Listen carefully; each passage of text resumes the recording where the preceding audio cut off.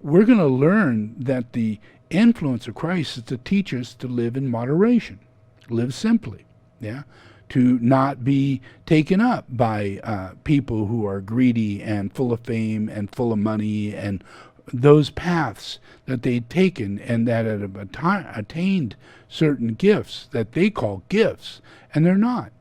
Yeah, they're misinformation. Yeah, and at all times we are getting poorer and poorer and poorer, and more people are living in cars and sleeping on the street and in big cities or everywhere, and nothing, not a thing, is actually being done for it except for Christ consciousness. And Christ consciousness comes in and said, build them a tiny house. Yeah, build them a community. Yeah, feed their bodies. Yeah, give them the opportunity to live someplace in a community. Yeah, and then help them through the process of their psychological problems. Yeah, rather than leaving them, looking at them, and just going, ooh, that's too icky. I don't want to get involved. Where if we don't take care of this, we're always going to have a Trump. We're always going to make decisions to hire lunar lords to take care of it for ourselves, rather than us do it. When you walk down the street and you see someone in need, you should do something. Yeah?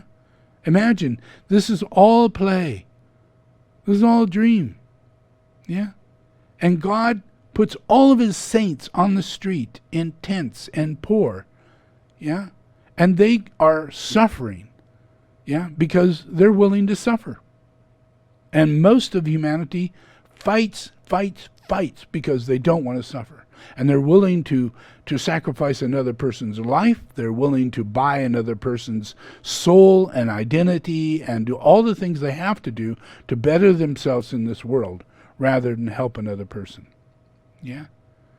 So where are the saints going to be? Yeah? They're going to be put in positions to where we have to learn. Yeah? And the first thing we have to learn is that charity is in the eye of God. Yeah? If you see the need of charity, you must give. Yeah? That's a response. You are your brother's keeper. Yeah? So you have to do that. Yeah? So in my work, that's always been my thing. When I went to monasteries, they all freaked out because I have the ability very telepathically to know what's going on in a house and in a circumstance of any kind.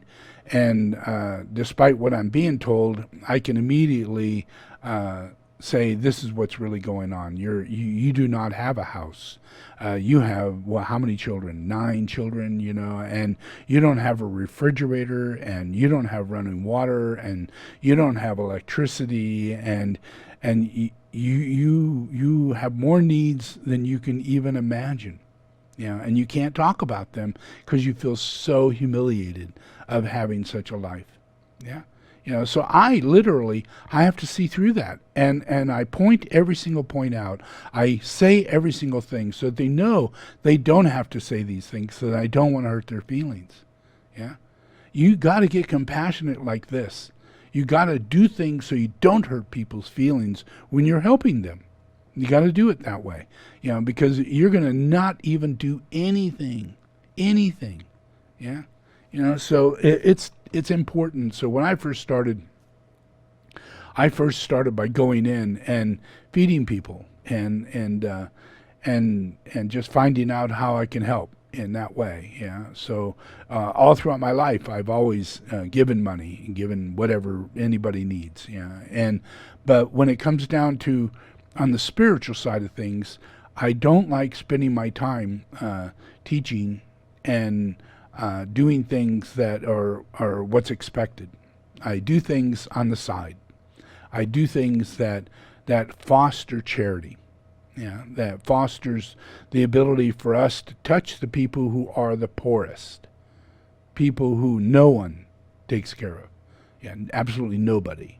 Yeah, and so I try, and all my sangha or myself and anybody who's associated with me, our work is to try and take care of that particular level.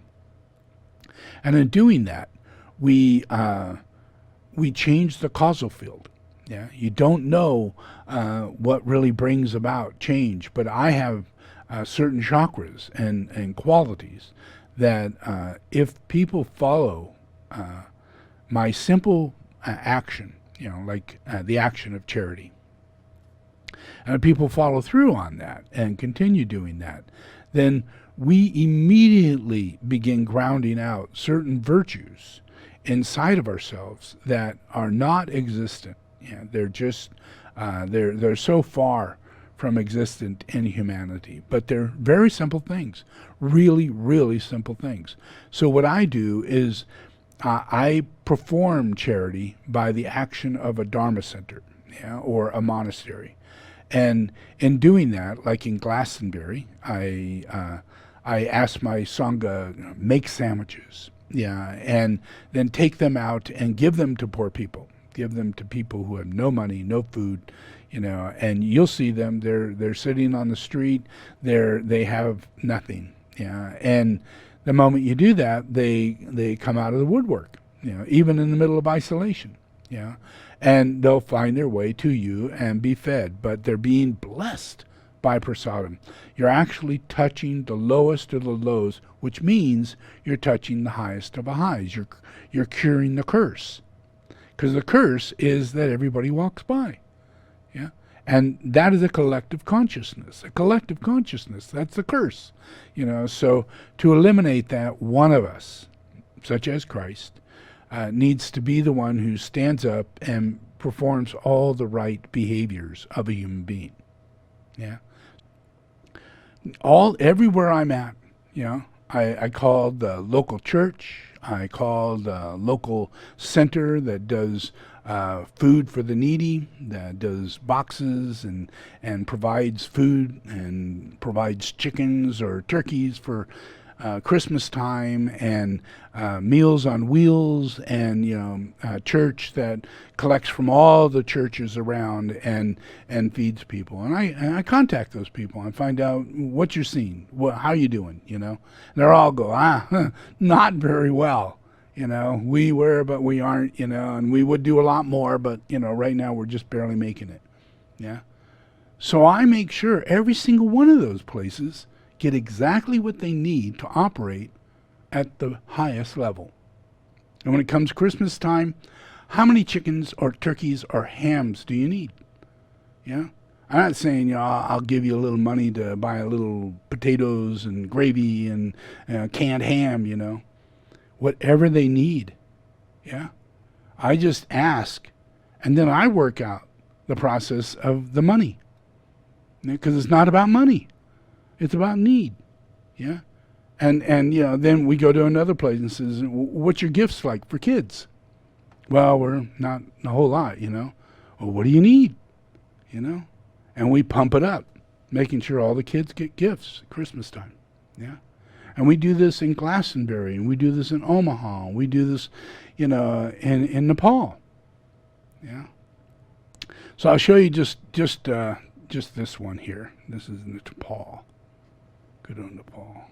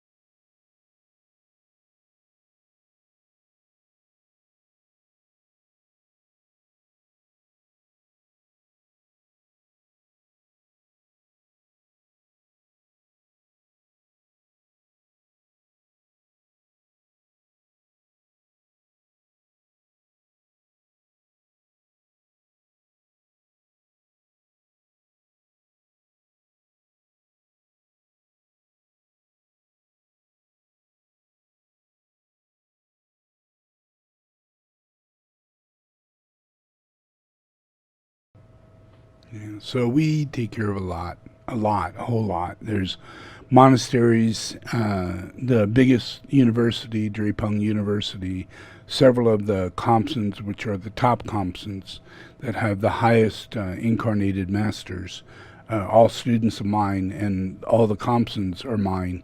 And so we pay for them on a weekly, monthly basis, making sure they have food, support, and then all throughout Nepal we have clinics, many clinics that are all free clinics, and we provide, everything is free. Yeah, we provide. And when the earthquakes came, houses were destroyed, and we designed houses and found materials that we could build and create houses for people who are in need. So we made it possible for at least 30 families to have homes within a year's time. And safe structural houses that won't collapse under an earthquake. Yeah, so they really, it changed people who are in a terrible, terrible place. Yeah, so we this is just part of what a real monastic reality is like.